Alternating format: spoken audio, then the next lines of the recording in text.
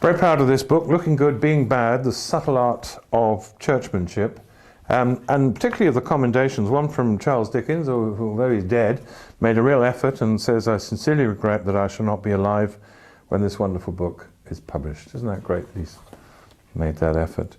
A prophecy from Nostradamus about my book, which took me by surprise as well. So very pleased about that. It purports to be a report from the College of Churchmanship written by a man called Professor Peter Cors. And those who are Lewis fans, C.S. Lewis fans, will possibly find something interesting in the formation of that name, P-E-T-E-R, Peter, C-A-W-S. What could that be an anagram of? Something connected with C.S. Lewis. It's a satire, and of all the books I've written, probably the most searching satire.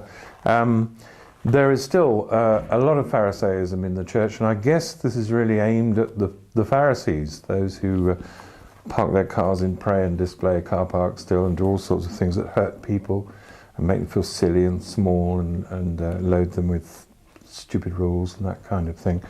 That's what it's for. Just a few extracts from it. There's a little bit about pulpy words. I'm sure you're all aware that the church would be lost without the list of pulpy words that is used constantly. Words like grace, love, obedience, faith, truth, hope, courage, reverence, humility, and peace. And we use these words in a way that convinces people that it doesn't really matter whether you understand what's being said or not, as long as the right words are used. Take a sentence like this. If we plant the seeds of grace in the good soil of love, and water them with the fresh rain of obedience, we shall eventually reap the rich harvest of faith. Well, sounds all right, because there's a good little crop of those pulpy words, so people kind of think, even though it sounds like nonsense, it must mean something. But if you actually reverse the words, it doesn't really sound any different. So now we have, if we plant the seeds of faith in the good soil of humility and water them with the fresh rain of hope, we shall eventually reap the rich harvest of grace. You can use all 10 words, and here's a remarkable achievement by one person. When peace and humility are confirmed by reverence, we find that courage embraces hope, thus allowing truth and faith to develop the obedience that leads to love and will finally achieve grace. And believe it or not, you can reverse that one as well, and it sounds precisely the same. All those wonderful words that actually individually are so meaningful, but are used in such a loose and pulpy way. Also a little list of ways of avoiding work in the church for those who don't actually want to be genuinely involved. I've got some phobias you can bring out. These are all genuine phobias. If you're asked to work in a dry, dusty loft or crypt, you can claim to have amathophobia, which is a fear of dust, very useful. If you're attending the bishop's Lent course, or you're asked to, you could develop porphyrophobia, which is fear of the colour purple. Interesting one, undertaking car park duties at a Christian event, ichthyophobia, fear of fish. Think about it.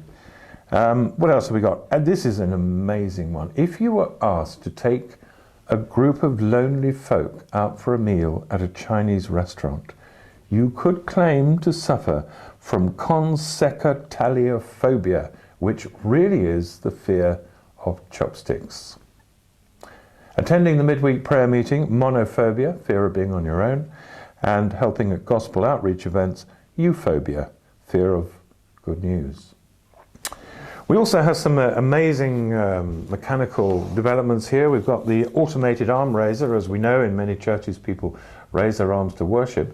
And what's developed here is a mechanical device which works from a battery on the belt and long plastic strips that run up under your sleeves into your hands, and it actually lifts your hands without any effort at all from you. So you can actually go to sleep while you're worshipping if you really want to. According to the book, there were some problems in the testing process because one of the people who tested it found that some gremlin must have entered the machinery. This is what he says in his report. Instead of raising my arms slowly to the vertical and holding them there for 2 minutes before allowing them to gently descend, it went out of control and began to raise and lower my arms over and over again at a ludicrously panic-stricken rate. I called out several times, "Oh God, I don't know how to stop it." Fortunately, people in the same row assumed it was some new wave of the Spirit, and within minutes half the congregation were flapping their arms wildly up and down in time with mine, and crying out in unison, "Oh God, I don't know how to stop it." One positive aspect was that when I returned to the church a few weeks later, I discovered that the arm movements had been incorporated into the confessional section of the service, and several people were walking around the edge of the church, raising and lowering their arms frantically fast and shouting, "Oh God, I don't know how to stop it." So perhaps there is a little bit of work needing to be done with that still. One interesting little aspect is an attempt to produce a relevant Bible. Nowadays we have the Bible especially for people who are obsessed with Bakelite pre-war ornaments and that kind of thing. I have a Bible section, Bible passage about Moses at the burning bush in teenage speak. I had to sit my daughter down and work very hard to get all these expressions. So, for instance, at one point God says, "Okay, Moses, talk to the face, because the bush ain't listening all the way around. Talk to the bush and the face ain't listening." And Moses says, "Oh, whatever."